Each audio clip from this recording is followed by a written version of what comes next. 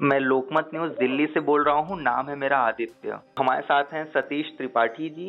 UP PCS 2016 में इन्होंने 5वीं रैंक हासिल की है और ऐसा कह सकते हैं कि हिंदी मीडियम के ये टॉपर रहे हैं। तो आपको सर बहुत बहुत बधाई पहले तो इस सफलता के लिए। बहुत बहुत धन्यवाद, आपका हृदय से आभार।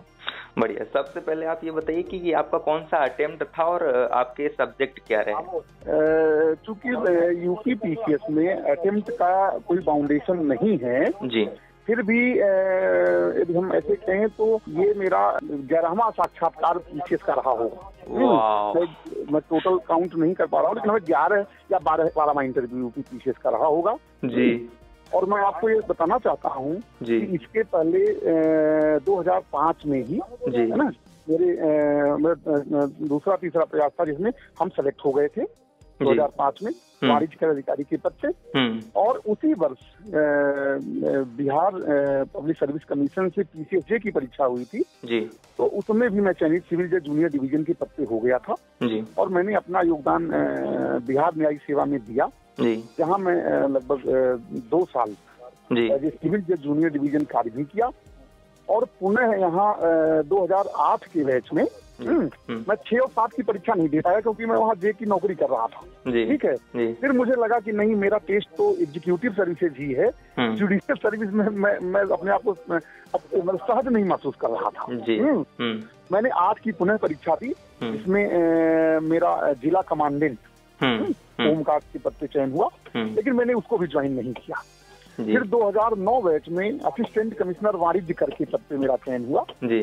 और यह भी मैं बताना चाहता हूं कि डिप्टी कलेक्टर की मेरिट जहां कटी थी वहीं से मेरे 2009 बैच के एसी की मेरिट शुरू हुई थी और मैं अपने बैच का टॉपर था अपने विभाग में जी।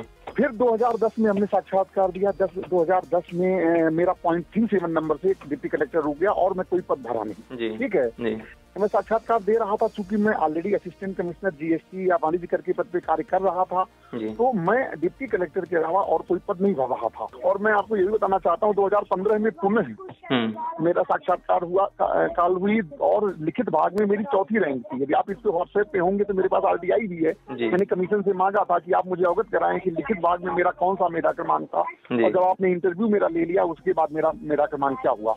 तो लिखित भाग में मेरा 4थी रैंक थी। इंटरव्यू में थोड़े कम नंबर में जिससे मैं 15वीं रैंक पे पहुंच गया और लिहाजा एसडीएम के चूंकि जनरल के केवल 13 पद थे इसलिए मैं माइन्यूटली वहां भी कट गया। और 2016 का परिणाम आपके सामने है।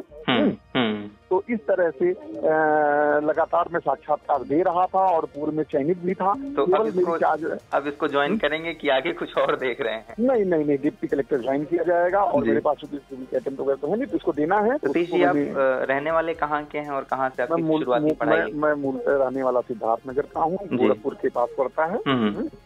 वहाँ एक तहसील वासी है, उसके आगे गाँव पर झुड़िया बुजुर्ग जी। और पढ़ाई आपकी कहाँ से हुई है?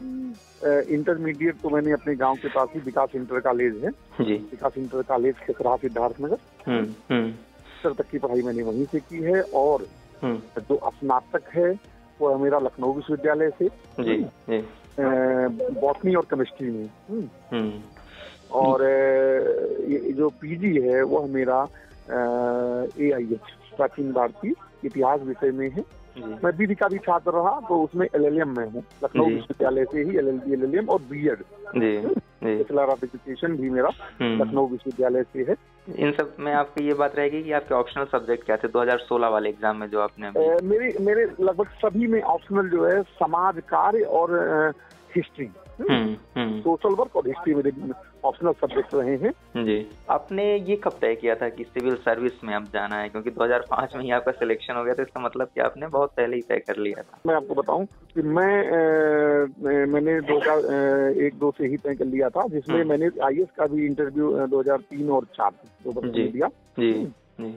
और इसके बाद वहाँ चूंकि चयन नहीं हुआ, लेकिन इधर मैं टारगेट था 2001-2 से ही मैं दे रहा था। आप समझ सकते हैं कि जो वैकेंसी की सीमितता है, कम वैकेंसी आती है, ठीक है, तो आप एक सेफ साइड लेके चलना चाहते हैं, ठीक है। हमारे पास एक लीगल डिग्री भी थी, बाई चांस सपोज किया 1% है ना, तो कम से कम हमारे पास रोजगार की कोई दिक्कत नहीं है। हमने बीएड भी कर रखा था, तो हमारे पास एक सेफ साइड लेके चलने का अवसर था कि कोई असुविधा नहीं है। और आप जैसे होता है कि जब कोई खिलाड़ी आता है तो थोड़ा सा वो सुरक्षित हम रहें और कहीं सेफ साइड जाकर के फिर आगे जो है अच्छा और कर सकते हैं। डीएसपी कमिश्नर रहते हुए कैसे मैनेज कर रहे थे कि चीजें रिवाइज होती रहें और पढ़ाई को कैसे वक्त निकाला, ये आप थोड़ा सा अगर बताना चाहें। जैसे आप देखेंगे कि जो आज की परीक्षा है वह किताबी कम है, बौद्धिक अधिक है। देखिए मैं साफ साफ बोलूंगा जी, तो इसके लिए मेरा एक फोकस रहता है सोशल वर्क जैसे विषय ले लीजिए। सोशल वर्क में जो सेकंड पेपर है वो पूरी तरह से आप ये समझिए करंट बेस्ड पेपर है। आप अच्छा लिखेंगे उसमें। आप जैसे छोटा सा एग्जांपल दूं कि मान लीजिए अभी पॉवर्टी पे आया, तो जो पॉवर्टी इंडेक्स हमारा जो मान लीजिए यूएन के माध्यम से जारी हो रहा है या वर्ल्ड बैंक के माध्यम से जारी हो रहा है, तो उसको यदि हम अभी करंट के डेटा से कोरिलेट करके लिखते हैं, थोड़ी सी बात को समझाने का प्रयास करते हैं, तो वो अच्छा प्रभाव पड़ता है। मैं 2015 की कॉपी देखने गया था अपनी, तो मैंने उसमें ये पाया कि एग्जामिनर ने जो डेटा वगैरह हमने लिखा था उसको देखा था और कई बार रेखांकित भी किया था और कई प्रश्नों में 10 में उसने 9 नंबर मुझे दिया था सोशल वर्क जैसे विषय। उसमें मुझे 140 नंबर है ना। नहीं तो इसमें किस तरीके की तैयारी करनी पड़ती है करंट अफेयर से जुड़े रहने के लिए, क्योंकि बुकिश नॉलेज तो ठीक है अलग हो गया। बुकिश नहीं, देखिए बुकिश नहीं चल पाएगा। इसके लिए कोई एक न्यूज़पेपर जो टाइम्स ऑफ इंडिया चाहे ले लें, चाहे दैनिक जागरण या कोई ले लें, उनकी जो रिपोर्टें आती है वो सब लोग पब्लिश करते हैं। कि कोई पेपर ऐसा नहीं है जो नेशनल पेपर न्यूज पेपर हैं सारे लोग यूज करते हैं, चाहे अमर उजाला हो चाहे दैनिक जागरण हिंदुस्तान हो। मान लीजिए कोई WTO की रिपोर्ट आई है, WHO की रिपोर्ट आई, वो सारे लोग पब्लिश करते हैं। तो कम से कम उनको ध्यान से देखें और एडिटोरियल वगैरह भी पढ़ें। जैसे आज सुप्रीम कोर्ट का जजमेंट आया, अभी मान लिया LGBT पे जजमेंट आया, निजता के अधिकार पे जजमेंट आया, तो थोड़ा सा उसको भी पढ़ने की जरूरत है और उसको भी लिखने की जरूरत है ना। तो वो चीजें, उससे फायदा आपके ये रहेगा कि आप अच्छे जो सामान्य बच्चे हैं उनसे आपको ज्यादा नंबर आएंगे। ठीक है, चूंकि मैं रिटेन में लगातार कंटिन्यूअस 2008 से मेरे 1000 प्लस नंबर आ रहे हैं 1500 में, आप सोच लीजिए, सस्टेन किया हुआ हूँ मैं। कहेंगे तो मार्कशीट मेरे पास सब रखी हुई है, मैं आपको दूंगा, है ना। तो मेरे पास 1000 नंबर का स्कोर लगातार है, कंटिन्यूअस, कभी कम नहीं हुआ। इसके पीछे ये रीजन था कि हमने सतत जो है चीजों को बना के रखा और उसको जो है चीजें एग्जॉस्टिव ढंग से, मतलब एक तारतम्यता बना के रखा उस चीजों को। मान लिया गत वर्ष अभी रिपोर्ट जो आई थी वो मान लीजिए, जैसे अभी देखिए बहुत सारे सोशल इशूज हैं, है ना। सोशल इशूज में ड्रग एडिक्शन है, जैसे मान लीजिए, है ना, चाइल्ड लेबर है, बाउंडेड लेबर है ना। तो हम केवल भारत की बात नहीं करते हैं, जब हम कोई बात लिखते हैं तो हम पूरे वर्ल्ड वाइड सिनेरियो, एशिया और उन उपमहाद्वीपों को लेके चलते हैं कि भाई देखिए इस तरह से है, ये क्लस्टर है और इन जगहों पर किस तरह से विषमता है। जैसे हमारे यहाँ साउथ इंडिया में है सिवाकाशी है, पटाखे की फैक्ट्री है, या मकराना है, मार्बल है, या हमारा जो भदोही है कालीन इंडस्ट्री है। तो यहाँ क्या है, चाइल्ड लेबर बहुत ज्यादा है। तो उन चीजों को हम फोकस करते हैं। इसके अलावा मान लीजिए कोई लीगल कोई ओपिनियन ऑनरेबल सुप्रीम कोर्ट का है, जैसे उसमें एक milestone judgement bounded labour child labour पे रहा है ना। तो यूनियन ऑफ इंडिया, है ना, इसके संग MC मेहता का केस है, तो वो रूलिंग वगैरह भी थोड़ा सा मैसेज में डाल देना होता है। तो मेरा करने का ये होता है कि हम चीजों को कंटेम्परेरी भी जोड़ने का प्रयास करते हैं चीजों। साक्षात्कार में किस तरीके, क्योंकि आप एक्सपर्ट की तरह हो गए हैं, आपने इतने सारे इंटरव्यू दिए हैं तो साक्षात्कार में किस तरीके की चीजें ध्यान रखनी होती हैं और आपने किस तरीके की चीजें ध्यान में रखी, क्योंकि एक बार आपका गड़बड़ हुआ साक्षात्कार की वजह से और रिटर्न आपका हमेशा लगभग अच्छा ही रहा। हाँ, साक्षात्कार में देखें, मैं आरोप की बात तो नहीं करता, लेकिन इधर थोड़ा सा आप देखें, पब्लिक सर्विस कमीशन की छवि थोड़ी सी खराब हुई थी बीच में, आपने देखा होगा। तो मैं उन छोड़ दो, बाकी एक्सपर्ट ये अपेक्षा रखते हैं कि आप देखिए, आपका 40% इंटरव्यू तो करंट का होता है, मान लीजिए, ठीक है। कोई भी एक्सपर्ट आता है, वो अपेक्षा रखता है कि समाज में क्या चल रहा है, देश में क्या चल रहा है, वैश्विक स्तर पे क्या चल रहा है, वो अपेक्षा रखता है। इसलिए हम कहते हैं कि आप एक न्यूज़पेपर जरूर तबीयत से पढ़िए, टचिंग द सरफेस नहीं। फला जगह कोई मर्डर हो गया या फला जगह कोई छेड़खानी हो गई, ये नहीं पढ़ना है। फ्रंट पेज आपने देख लिया, अर्थ जगत, खेल जगत और राष्ट्रीय अंतर्राष्ट्रीय पढ़ना है आपको। इनको तथ्यात्मक रूप से रखें और उसको जो विषय वस्तु है उस पर थोड़ा पकड़ बनाएं। जैसे मान लीजिए एक एग्जाम्पल दूं कि पता चला कि ज्ञानपीठ जो है पुरस्कार दिया गया, ज्ञानपीठ पुरस्कार अमिताभ घोष जी को दिया गया, कोई बात नहीं है, ये नहीं पूछेगा एक्सपर्ट, ये पूछता है भाई अंग्रेजी भाषा में अभी तक कितने लोगों को मिल गया, ये कौन से व्यक्ति हैं जो अंग्रेजी भाषा से आने वाले हैं। तो कहने का मतलब है जिस बिंदु पे आप पढ़ें उसकी गहराई में भी जाएं।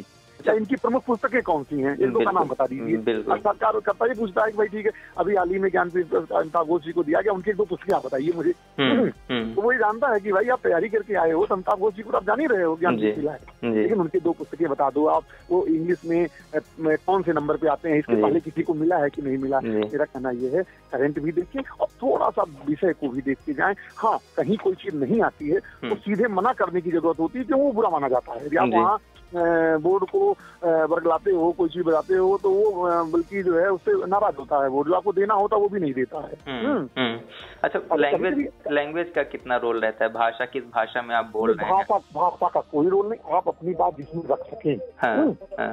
हाँ, आप अपनी बात बढ़िया से रखें किसी के सामने, ये बहुत महत्वपूर्ण होता है। हमारा लैंग्वेज कोई मैटर ही नहीं है, आपको बताऊं। अगर आप हिंदी में कंफर्टेबल हैं तो कोई बात नहीं, आप रखिए, आप निश्चिंत होके दें। आप अच्छे से अपनी बात वहाँ पहुँचाएं, सारगर्भित तरीके से बताएं और बहुत ऊल जलूल बात करने की जरूरत नहीं है, जितना बिल्कुल क्लियर हो कॉन्सेप्ट। कभी कभी ऐसा भी होता है 2 प्रश्न लगातार आ जाते हैं जो आपको नहीं आते हैं, तो घबराने की जरूरत नहीं है, आप सारी बोल सकते हैं। लेकिन आप उसमें आप सोचते हैं कि हम 3 सॉरी बोल चुके हैं, चौथा बोलेंगे गड़बड़ होगा, नहीं, ये उचित नहीं है। कभी कभी इसमें गलतियां होती हैं। जैसे अभी इस बार साक्षात्कार मेरे एक मित्र का था, तो वो 2-3 पूछे उन्होंने, तो कहा मेरा चौथा हिम्मत नहीं सारी बोलूं, और बाद में बल्कि चेयरमैन साहब ने मुझे दपट दिया, कहा कि आपको पता भी नहीं है तब भी आप बोल रहे हैं, ये एक खराब बात है।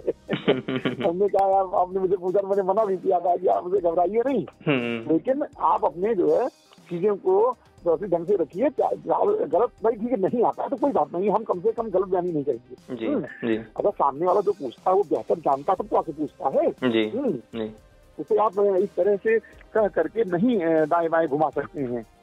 बिल्कुल। तो ये बस स्थिति है आदित्य जी, और कोई जानकारी अपेक्षा हो तो बताएं। ये कुछ नए अभ्यर्थियों के लिए आप संदेश दे दीजिए, क्योंकि आपका कहा एकदम डायमंड वर्ड है। मैं नए अभ्यर्थियों को ये कहना चाहूंगा कि वो नियमित अभ्यास करें जी, लिखने का अभ्यास करें। मुख्य परीक्षा लिखने की होती है, कोई बच्चा लगातार पढ़ता लिखता नहीं है तो परीक्षा पास नहीं कर पाएगा, ये मेरा लगभग दृढ़ मत है इसमें जी। आप रोज 4 question, 2 question, 5 question paper A4 size ले लें और लिख के फेंकते रहें, और आपके अंदर इतना कॉन्फिडेंस आ जाएगा कि मुख्य परीक्षा आप अंगुलियों पे से चुटकी में पास करेंगे जी। तो ये दृढ़ मत है मेरा। अच्छा, लिखने का नियमित अभ्यास हो। एक ये बताइए कि धैर्य कैसे रखें, ये बहुत बड़ा सवाल, और आप तो लंबे समय से दे रहे हैं एग्जाम, लगातार धैर्य बनाए हुए हैं, तो कैसे रखें? क्योंकि बहुत निराशा आ जाती है 2-3 अटेम्प्ट में अगर आदमी नहीं। देखिए ऐसा है, धैर्य ऐसे बनता है कि जैसे देखिए जब चयन हो गया आपका, ठीक है, मान लीजिए आप टॉप पे नहीं आ पाए, ठीक है, आपने पब्लिक सर्विस कमीशन से कोई पद पे चयनित हो गए, तो आपका फिर आपको कुछ लूज करने को नहीं, ये बात समझिए।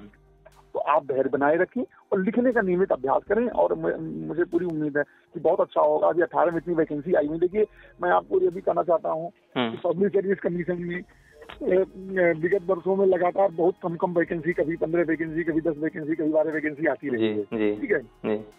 आप समझ सकते हैं, जैसे मैं 2009 में जब मैं इस विभाग में AC में आया तो मेरी 7वीं रैंक थी, लेकिन SDM के 6 पद जनरल के थे, तो मैं 7वीं के रहने के बाद भी मैं SDM नहीं बन पाया, क्योंकि 6 ही पद में कई लोगों का होता था, ठीक है।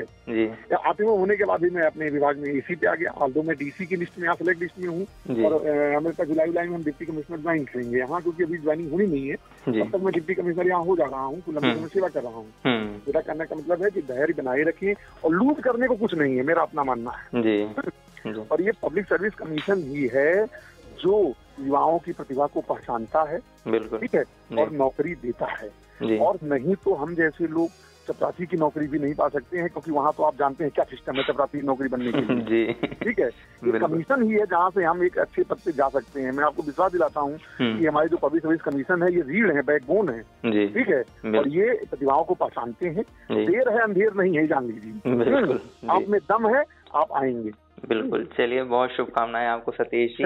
बहुत बहुत धन्यवाद। और आपने मुझसे बात किया, हृदय से आभार।